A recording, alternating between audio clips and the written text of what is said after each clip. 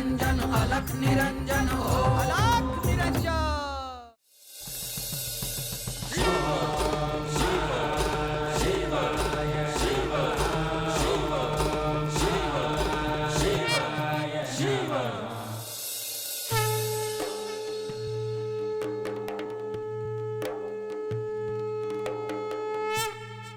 या गुरुदेव या, आम्ही समजा तुमचीच वाट बघत होतो।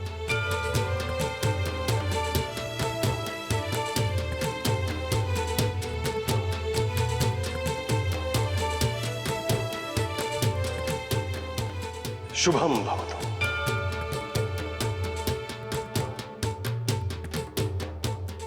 तुम्हाला सांगितल्याप्रमाणे आम्ही इथे आलो आहोत। चला आपण तळ्याकाठी जाऊया।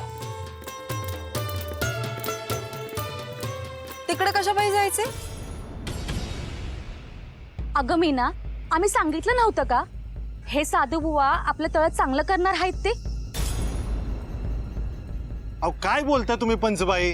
त्या तळ्याकडे कसली भुताटकी ठाव आहे ना तुम्हासनी? मग काय आम्हाला समजत नाही तिथं काय मरायला घेऊन चालला का काय? मग आम्ही सोबत असताना असं काहीही घडणार नाही। गुरुदेव स्वतः तिथे असलेल्या अशुभ शक्तीचा नाश करतील। अहो साधू बुवा, तुम्ही आज आलाय गावात, तर आम्ही कायम बघतोया एकदा का तिकडे कुणी बी जाऊ दे, ती काय जित्त परत येत नाही।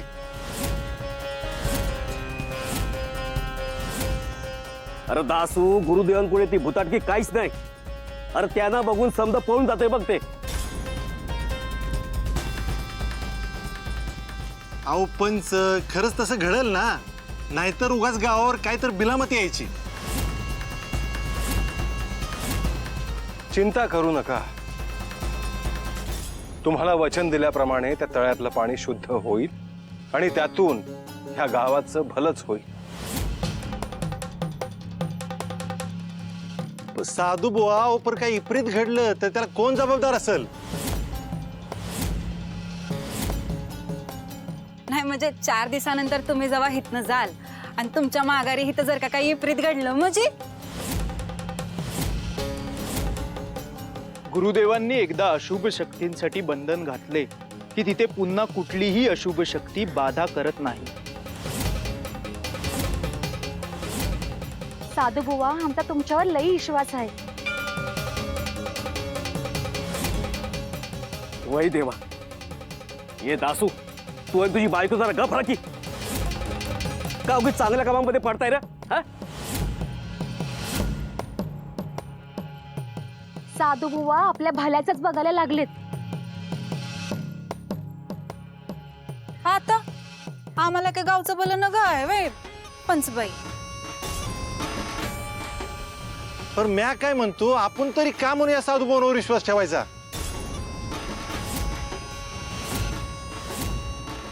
बंधू, तुम्ही नाथपंथावर विश्वास दाखवत आहात। गहिनी,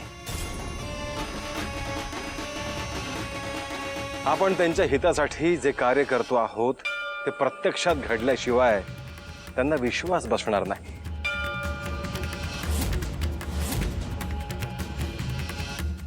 गावकरी बंधूंनो, मी तुम्हाला वचन देतो की ह्या तळ्यातलं पाणी शुद्ध झाल्यावर सर्वप्रथम ते मी प्राशन करेन।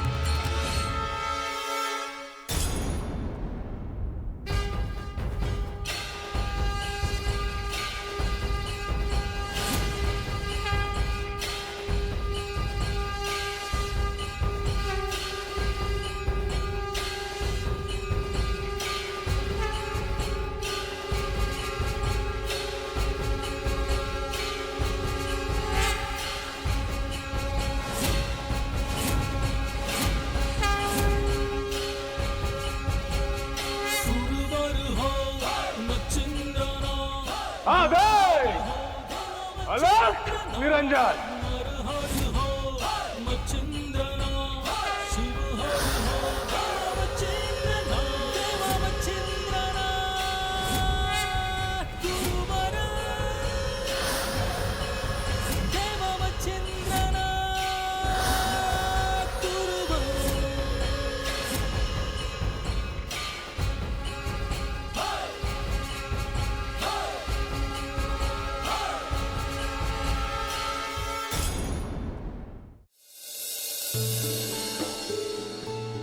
अण्णा, तुम्ही म्हणालात की तुम्हाला काहीतरी बोलायचंय. श्रीपाद नेमका कोण आहे याचा आपल्याला पदोपदी प्रत्यय आलेला आहे. आजवर त्याने अनेक लोकांच्या समस्यांचे समाधान केले आहे. त्यातून ते आपल्या दृष्टीस पडलं आहे. अण्णा, पण आता तुम्ही हे का बोललात? मी ह्यासाठी बोलतोय सुमती की श्रीपादच्या रूपाने साक्षात परमेश्वर आपल्या घरात आहे, पण काही लोकांकडून त्याविषयी विरोधाचा पडसाद उमटतोय. मला वाटतंय की आपल्या घरात परंपरेनुसार चालत आलेले संस्कार, पूजापाठ, हवन, पठण आणि अन्नदान सातत्याने करायला हवं. त्यांनी अशा लोकांना काही प्रमाणात का होईना भक्ती मार्गावर येण्यास प्रोत्साहन मिळेल.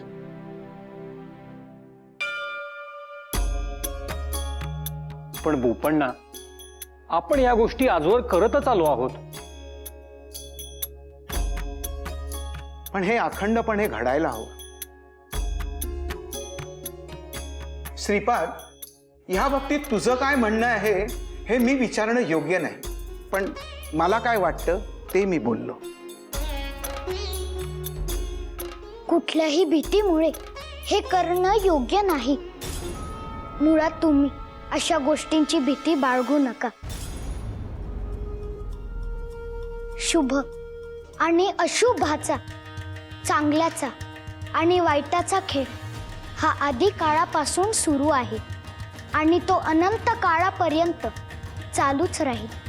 चांगल्या गोष्टींना विरोध होतच असतो. मग आपण का थांबायचं? पण तुम्हाला हे नको असेल तर मला माझे कार्यक्षेत्र बदलावे लागेल.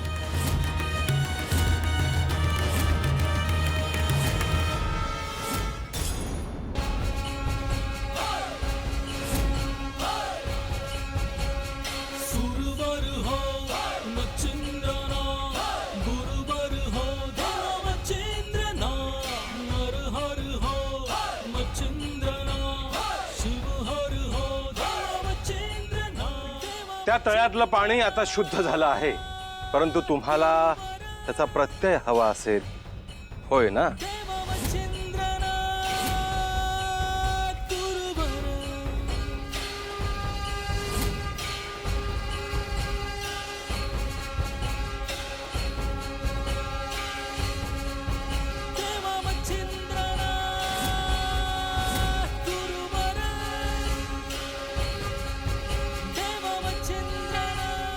भरतरी, गहिनी,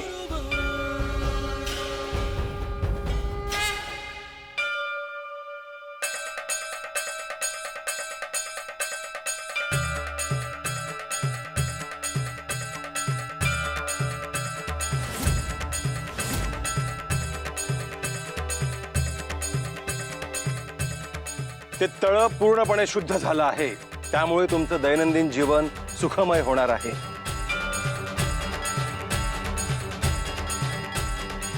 या, तुम्ही सुद्धा हे तीर्थ प्राशन करू शकता. घ्या, तुम्ही पण तीर्थ घ्या.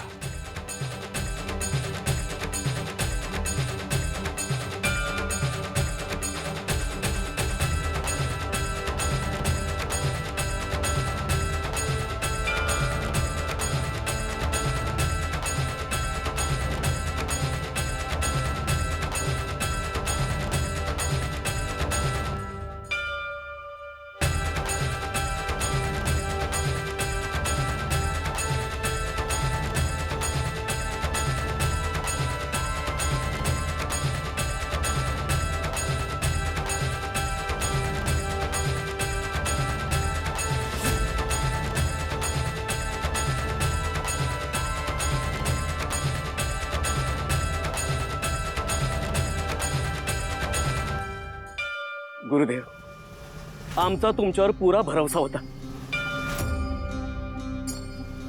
पर ज्या 2-4 लोकांनी तुमच्यावर अविश्वास दाखवला त्यापायी मी आपली माफी मागतो देवा.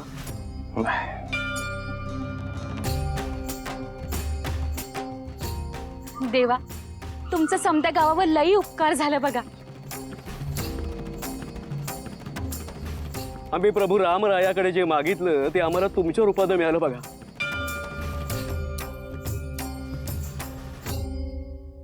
दाद बाबांचा, दाद बाबांचा.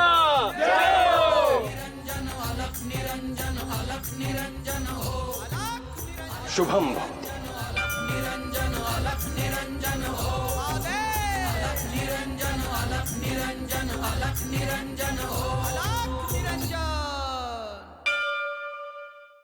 नाही नाही श्रीपाद, बाळा तू असं बोलूही नकोस. मी तुला इथून कुठेही जाऊ देणार नाही. इथून तू कुठे दूर गेलास आणि पुन्हा परत आलास नाहीस म्हणजे?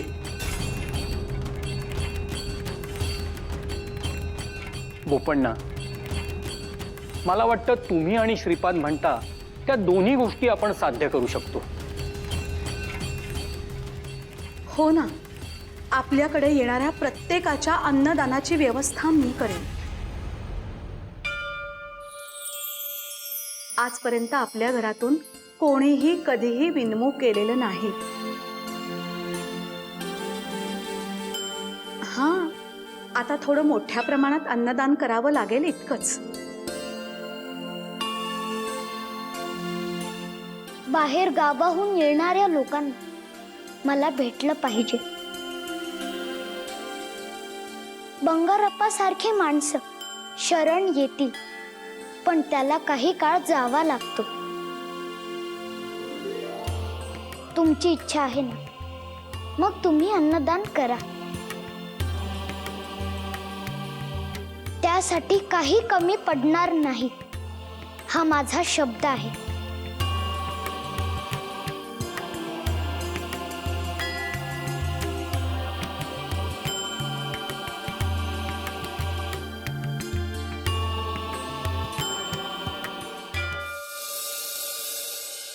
ऐका रे समद्यांनी, तर साधू बुवांनी आपल्या गावात एक चमत्कार केला म्हणून लगेच भाळून जाऊ नका आणि त्यांच्यावर भरोसा बी ठेवू नका. आणि हा एक वेळ आपण मानलं की त्यांनी तळ्याचं पाणी नितळ करून दिलं, पण आपल्याला ठावाय का की त्यांचा त्या मागे काय हेतू आहे ते? अहो कशाचं काय पाणी नितळ करून दिलं? मला तर ना ह्यात त्यांचा काहीतरी डाव वाटतोया. म्हणजे कसं, आधी लोकांनी थोडी थोडी मदत करायची आणि मग वशमध्ये करायचं. म्हणजे कसं, ते जे बी मागतील ते आपण देतोच नव्हतच नाही. अगं मीना, पण आपण का म्हणून द्यायचं त्यासनं काय? आपण काय एवढं खुळातोय? तुम्हासनी नाही कळायचं ते. मी आज लय ठिकाणी बघितलं हाय. ह्या साधू बुवांचं कसं असतंय ना, मला चांगलंच ठावं हाय. चेटूक करायला जमतंय, नुसतं चेटूक. हा, म्हणजे आपण समध्यांनी सावध राहिलं पाहिजे. हा, म्हणजे ते म्हणतील तसं करायचं नाही, त्यासनी विरोध करायचा. म्हणजे त्यासनी बराबर अद्दल घडत्या बघा. पर आपले पंच त्यासनी नाही पटायचंय. मला तर ना आता वेगळी शंका यायला लागली. तर लोक हो, आपल्या समद्यासनी ताब्यात ठेवण्यासाठीच पंचांनी त्या साधू बुवासनी आपल्या गावात बोलिवलं हाय. हा, एकदम बराबर बोलतेस मीना. ते साधू बुवा जर गावातून गेले तरच आपलं खरं आहे. अहो हे असंच आहे. आता समद्यांनी ऐकायचं. ते साधू बुवा जेव्हा बी आपल्या गावात भिक्षा मागा येतील ना, त्यासनी कुणी बी भिक्षा द्यायची नाही. अहो त्यांचा अपमान झाला पाहिजे. म्हणजे कसं, ते स्वतःहूनच निघून जातील आपल्या गावातनं.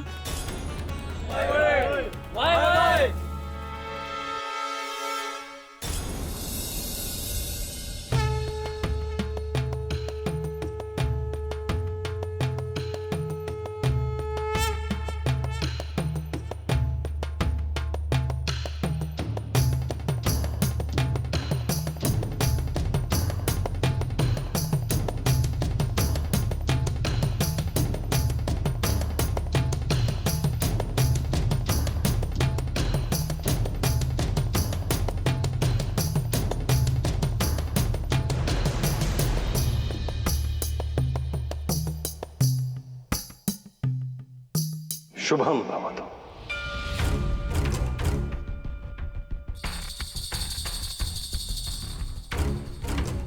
देवा, आम्ही आपली माफी मागाय आलोया. परंतु तुम्ही असं काय कृत्य केलं आहे ज्यामुळे तुम्हाला आमची क्षमा मागायची आहे?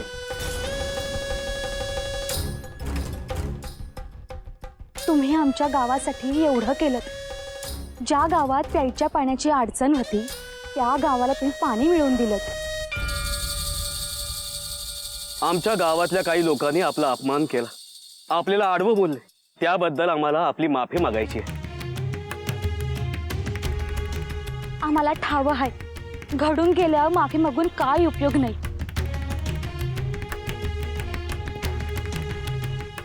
पर देवा, आम्ही तुम्हाला शबूत देतो, पुन्हा असं काही नाही घडायचं.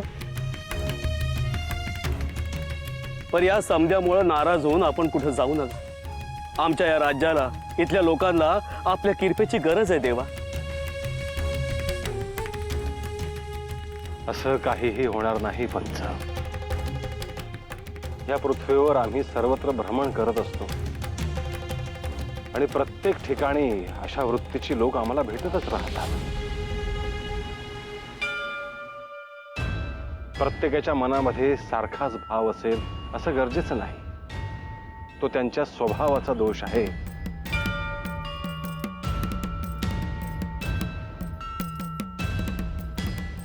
त्यामुळे अशा मनाने मलिन झालेल्या लोकांमुळे आम्ही व्यथित होऊन चालत नाही. नाथ पंथाचं या सृष्टीच्या कल्याणासाठी जे आम्ही कार्य करतो आहोत ते अखंडपणे सुरूच ठेवावं लागतं.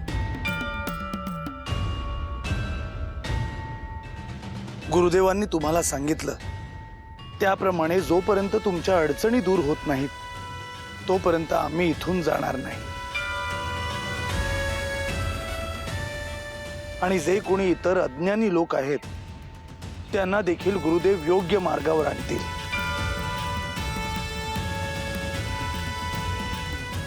तुमच्या राज्यातील अनेक प्रश्न आमच्या दृष्टीस पडले आहेत. त्या सगळ्या प्रश्नांचं निवारण करूनच आम्ही इथून प्रस्थान करू.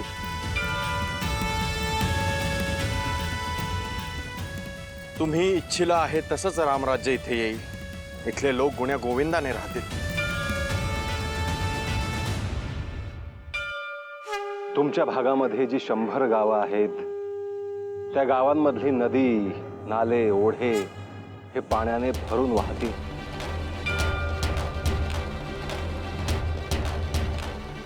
हे जे उजाड माळरान आहे इथे झाडं, फुलं, फळं बहरतील. शेतांमध्ये, रानामध्ये अगदी सोन्यासारखं पीक उगेल. इथे जो कष्ट करणारा सज्जन आहे त्याला योग्य फळ मिळेल. सगळ्यांच्या घरी सुख, समृद्धी, ऐश्वर्य नांदेल. सगळ्यांचं जीवन निरोगी होईल. एकमेकांसाठी मनात जी तेढ आहे, जो द्वेष आहे तो दूर होईल. इथल्या प्रत्येक मनुष्याच्या मनातील अज्ञानाचा अंधकार दूर होईल. ते भक्ती मार्गावर येतील.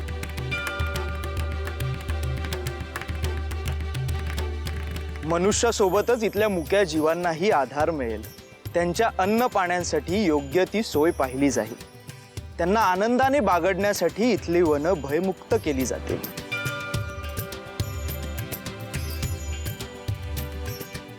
परंतु हे सगळं घडण्यासाठी आमच्यासोबत कार्य करायचं दायित्व हे तुमचं देखील आहे. कर्म केल्यानंतरच दैव साथ देत असतं. वै देवा, तुम्ही सांगता तसंच करू आम्ही. खरंच देवा, तुमच्या रूपानं आमच्या गावात साक्षात परमेश्वरच अवतरले आहे. पर देवा, काही वाईट लोकांमुळे तुम्ही आम्हाला सोडून तर जाणार नाही ना? जो ध्यान करेल त्याच्यासाठी आम्ही असू. ज्याच्या मनामध्ये कली आहे तो सत्कर्माच्या आड हा येतोच. आणि भविष्यात तर ही परिस्थिती आणखी आणखी बिकट होत जाणार आहे. कलीच्या प्रभावाने दैत्य प्रवृत्तीचे लोक सज्जन माणसांना अजून अजून त्रास देत राहणार आहेत. आणि त्यातून तरण्यासाठी परमेश्वराचं ध्यान करणं हा केवळ एकमेव मार्ग असणार आहे.